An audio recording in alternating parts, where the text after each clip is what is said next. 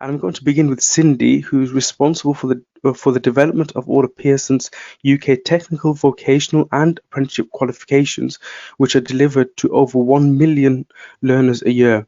She was recently recognised in the Empower 100 list of BAME executives and is passionate about the vital role of education and skills-based learning can play in helping individuals make progress in their lives, but also driving economic growth and productivity. Cindy, welcome and over to you. Thank you, Isa, and first of all, congratulations in arranging this forum so quickly. And it's great to see the number of people who've dialed in, which shows that there's a real commitment to this discussion. I guess what I kind of wanted to kick off by saying was apprenticeships have been around for a very, very long time, and they have supported traditionally access to careers for largely the hardest to reach group. As we've kind of moved forward, apprenticeships have really evolved.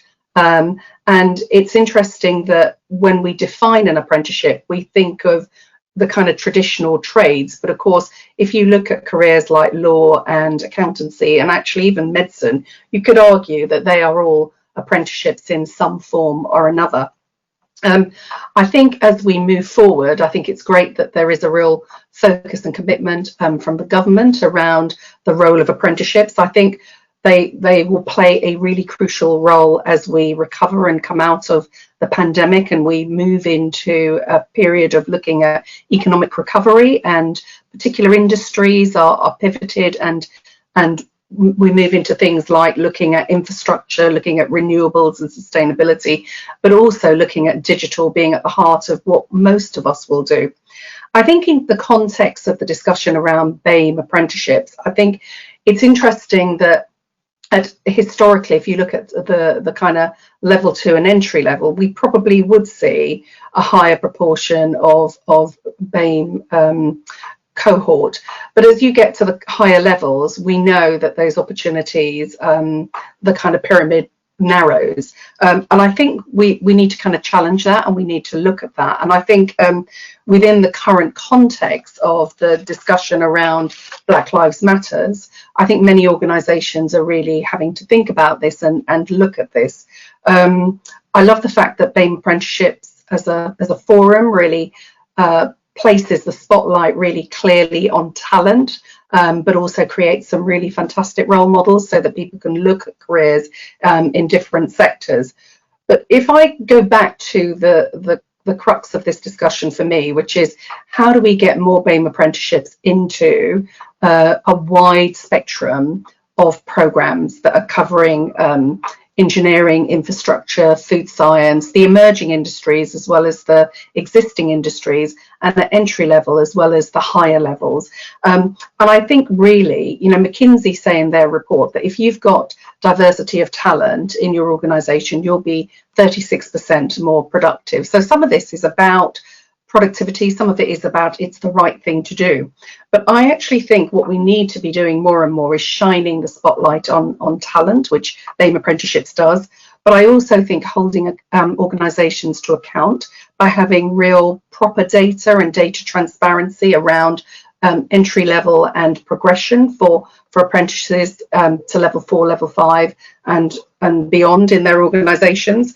I think creating networks of organisations to share talent, share ideas, create talent pipelines will be critical. And I think there's a responsibility as well around marketing, media, PR, around how the DFE, the IFA, organisations, the media really portray apprentices. So it's trades, but it's also higher levels, and it's a kind of spectrum and a diversity of our society that are actually entering those apprentices.